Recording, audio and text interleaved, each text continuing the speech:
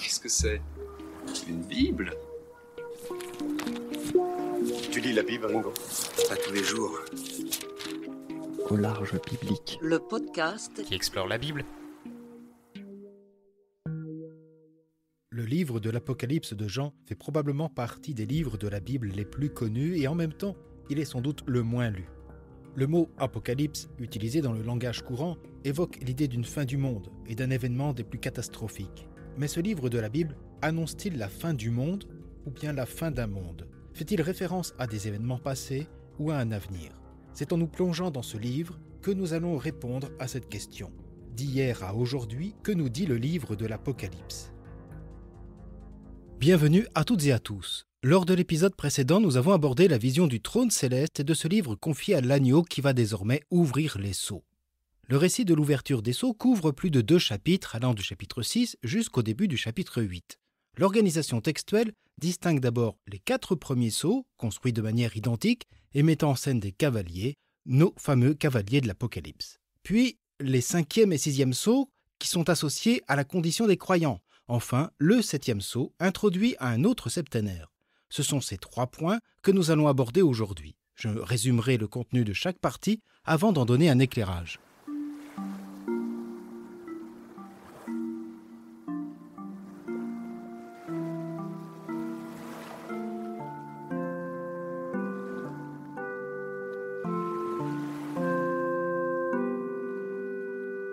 L'agneau qui, rappelez-vous, désigne le Christ crucifié désormais auprès de Dieu, gouverne l'ouverture des 7 sceaux. Pour ces 4 premiers sceaux, la scène est introduite par l'appel d'un des 4 vivants criant « Viens » et auquel répond la venue d'un cheval monté d'un cavalier. Le premier cheval est blanc, monté par un cavalier tenant un arc en main, à qui est donné une couronne et le titre de vainqueur. Le deuxième cheval est appelé par l'être à la tête d'un jeune taureau. Le cheval est rouge et son cavalier, à qui est confiée une grande épée, a pour mission de mettre fin à la paix. L'être à la tête d'humain appelle le 3e cavalier tenant une balance en main. Son cheval est noir et accompagne l'annonce d'une grande famine. À l'ouverture du 4e sceau, répond à l'appel du dernier être, à tête d'aigle, un cheval verdâtre et son cavalier s'appelle la mort et l'Hadès qui le suit. À ces cavaliers furent donnés le pouvoir de faire périr sur le quart de la terre par l'épée, la famine, la mort ou par les bêtes sauvages.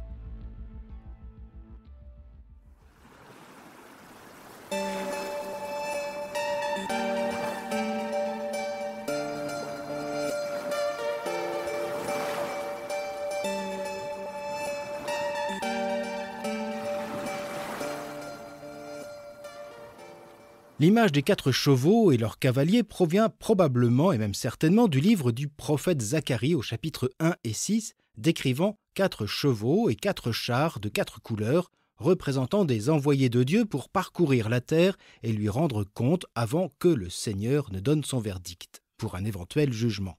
En est-il de même ici? Le dernier des cavaliers est clairement désigné par la mort, seul nommé au cheval verdâtre qui suggère la couleur des malades et des cadavres, faisant suite aux guerres ou aux épidémies. Le 3e cheval est associé à la pénurie de nourriture, suggérant la famine, et le second évoque la guerre. Ces 3 derniers cavaliers forment une suite logique. La guerre entraîne la famine a pour conséquence la maladie et la mort. Une suite de catastrophes connue dans l'histoire des hommes, et c'est sans doute ce réalisme qui va donner tant de succès aux cavaliers de l'Apocalypse. Ils appartiennent à tous les temps et à toutes les cultures. Hélas, rien de nouveau sous le soleil. C'est souvent dans ce sens que sont interprétés les cavaliers de l'Apocalypse, une succession de fléaux, signes avant-coureurs du jugement dernier. Mais que représenterait alors le premier cavalier au cheval blanc? Est-ce un autre fléau? Les interprétations divergent. Il pourrait certes symboliser la conquête armée. L'arc et le titre de vainqueur sont parfois associés aux armées et plus particulièrement, en ce 1er siècle, aux armées parthes qui menaçaient l'Empire romain. Pour celles et ceux qui sont persécutés par Rome ou qui s'opposent à ce pouvoir et à son oppression, les Parthes font figure de sauveurs, de contre-pouvoirs qui viendraient renverser l'ordre établi de cette partie du monde. Cependant, cette espérance serait ici critiquée par ses conséquences. Dans la même ligne, d'autres y voient en ce cheval blanc le symbole de faux messie annonçant et espérant un tel bouleversement. Cependant, la couleur blanche de ce cheval est associée au divin. Le Fils de l'homme a les cheveux blancs, le vêtement blanc revêt les élus et les martyrs, les 24 anciens sont habillés de blanc, et il sera encore question, vers la fin du livre, d'un cheval blanc monté par un cavalier appelé Fidèle et Vrai, ainsi qu'une armée céleste montant des chevaux blancs. Donc le blanc est associé au monde de Dieu. Ainsi, des commentateurs y voient d'ailleurs ou bien le Christ ou bien l'Évangile. De même, l'arc est aussi un symbole divin, lié à l'alliance selon le livre de la Genèse, ou au jugement dans la vision d'Ézéchiel, et les deux ne sont pas forcément à opposer, notamment dans la pensée chrétienne où la nouvelle alliance et le jugement eschatologique sont dévoilés par la passion du Christ. Le livre n'est pas encore ouvert, mais les premiers sceaux montrent que le jugement a déjà commencé. Il a été inauguré sur la croix. Le rédacteur rappelle ici que l'avènement du juge eschatologique, le Christ crucifié et ressuscité, est déjà présent. Il est le premier des cavaliers qui rend compte d'une réalité, guerre, famine et mort, et dans les sections suivantes, les oppressions et les persécutions. Un cavalier qui est déjà signe du jugement. Le livre de l'Apocalypse, je l'ai déjà dit mais je le répète, ne raconte pas un futur historique. Il entreprend de dévoiler le dessein de Dieu depuis la création et l'avènement du Christ. Le passage ne décrit donc pas une chronologie d'événements mais une réalité présente. Dès lors, ce n'est pas chacun des chevaux qui porte un sens, mais l'ensemble des cavaliers qui est à entendre comme l'actualité du jugement eschatologique.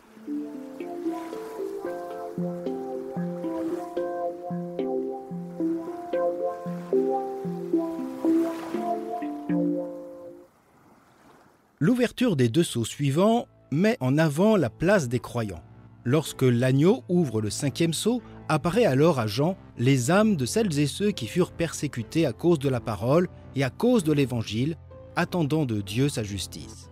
Revêtu de blanc, il aurait demandé de patienter. Le 6e sceau s'ouvre sur un bouleversement cosmique. Le soleil devient noir, la lune rouge, les étoiles tombent du ciel tandis que celui-ci se retire comme un livre qu'on roule. Les montagnes elles-mêmes sont ébranlées. La crainte envahit les rois, les puissants de ce monde, les hommes libres qui, avec leurs esclaves, sont obligés de se terrer, loin de la colère de l'agneau et de celui qui siège sur le trône. Le jugement est donc annoncé. Cependant, auparavant, ce bouleversement cosmique est retenu par 4 anges qui ont ordre de ne faire nul mal à la terre, à la mer et aux arbres avant que les serviteurs de Dieu ne soient tous marqués du sceau. Ces serviteurs sont au nombre de 144 000, 12 000 pour chacune des 12 tribus d'Israël. À ceci s'ajoute une foule immense de toutes nations, palmes à la main, qui, également vêtus de robes blanches, se prosternent devant l'agneau. Ils sont ceux qui viennent de la grande épreuve, qui ont blanchi leurs robes dans le sang de l'agneau, expression qui désigne les persécutions subies. À eux aussi est promis un temps nouveau d'être accueillis dans le sanctuaire céleste où ils ne connaîtront plus la faim, la soif ni le feu.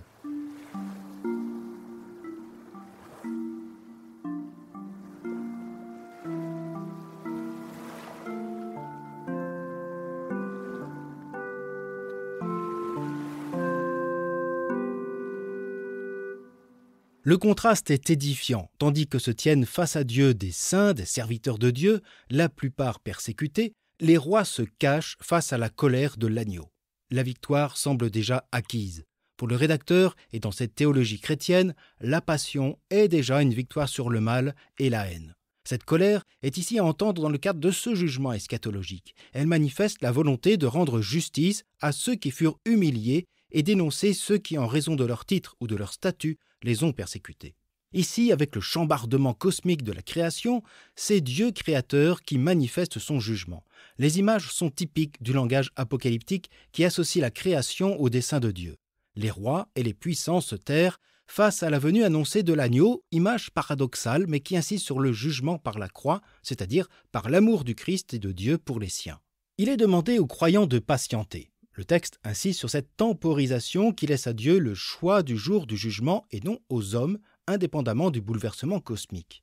Mais cette temporisation sert surtout à marquer d'un sceau les serviteurs de Dieu afin qu'ils puissent échapper au châtiment. Le sceau est ici une marque d'appartenance au camp de Dieu, une allusion au baptême. Mais qui sont ces serviteurs ? Dans ce passage, sur les 5e et 6e sceaux, ils sont décrits de diverses manières. Ce sont les âmes de ceux qui furent immolés ou qui seront immolés à cause de la parole. Des serviteurs de Dieu dont les termes qui les qualifient ont déjà été rencontrés dans les lettres et qui pourraient évoquer les chrétiens de l'Apocalypse. En réalité, le texte ne fait pas de catégorie et désigne une même réalité sous diverses expressions. il s'agit du peuple de Dieu que symbolisent ces 144 000 des 12 tribus d'Israël renouvelées en Christ, ou encore cette foule innombrable qui s'avance près du trône céleste. On a ainsi un crescendo numérique qui permet d'élargir le message à tous les croyants chrétiens de toutes les nations. Cependant, le texte insiste sur ceux qui furent immolés à cause de l'Évangile ou ont subi la grande épreuve pour les mêmes raisons. Leur présence près du trône indique déjà leur justification en raison de leur fidélité et de leur communion à la croix du Christ, soit dans les oppressions ou simplement par leur baptême. Avec les palmes à la main, ils célèbrent la victoire du Christ en référence au prophète Zacharie au chapitre 14 et le jugement. On anticipe déjà les chapitres 21 et 22. L'ensemble prépare quand même l'auditeur au combat entre le camp de Dieu et ses adversaires, et le septénaire suivant montrera beaucoup de combats. Il nous reste cependant à ouvrir ce 7e sceau.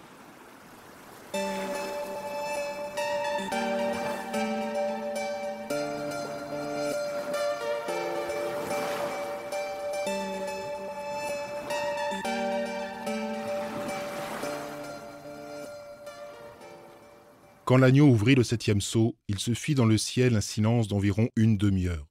Et je vis les 7 anges qui se tiennent devant Dieu. Il leur fut donné 7 trompettes. Un autre ange vint se placer près de l'autel. Il portait un encensoir d'or. Il lui fut donné des parfums en grand nombre pour les offrir avec les prières de tous les saints sur l'autel d'or qui est devant le trône. Et de la main de l'ange, la fumée des parfums monta devant Dieu avec la prière des saints. L'ange prit alors l'encensoir, il le remplit du feu de l'autel et le jeta sur la terre.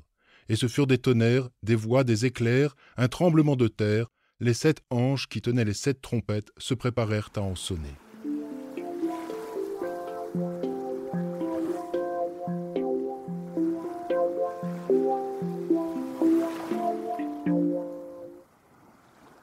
L'ouverture de ce 7e sceau est solennisée au cours d'une véritable liturgie qui commence d'abord par un long silence.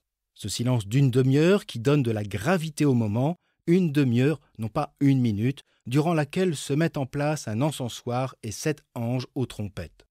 Cet instrument, en grec le salpinx, est généralement associé au combat. C'est le signal pour le rassemblement du peuple ou des armées ou pour l'assaut donné. Mais il est aussi associé à la voix de Dieu. Et la trompette correspond aussi à un usage liturgique qui convoque l'assemblée ou annonce le début d'une fête, comme le jubilé du Grand Pardon par exemple. Avec la mention de l'encensoir, le cadre est davantage liturgique, c'est-à-dire il associe les croyants à l'action de Dieu. La trompette annonce l'avènement du jugement. La scène insiste sur ce lien entre cet avènement et la prière des saints qui montent vers Dieu avec la fumée parfumée de l'encens. Le terme « saint » désigne dans le Nouveau Testament des croyants en Christ. Dans ce contexte, ils peuvent aussi représenter particulièrement celles et ceux qui souffrent, ont souffert et auront à souffrir des persécutions. Car il faut bien nous le rappeler, les images du livre de l'Apocalypse renvoient tout autant au passé qu'au présent pour parler du futur ou plus précisément de l'avenir, ce qui doit ou peut advenir par le dessein de Dieu et surtout cette justice attendue de sa part. Une justice qui prend sens, je le répète, avec l'agneau Messie. Ce 7e sceau n'a rien d'une fin. Il introduit un autre septénaire, celui des trompettes de l'Apocalypse, un nouveau septénaire aux accents plus violents, comme le laisse entendre d'ailleurs ce 7e sceau. Les braises de l'encensoir sont jetées sur la terre. Et comme on le verra, le prochain septénaire ne sera pas sans lien avec ces 7 sceaux. C'est ce que nous entendrons lors du prochain épisode. D'ici là, je vous souhaite une bonne journée, une agréable soirée et je vous dis à bientôt sur Au Large Biblique.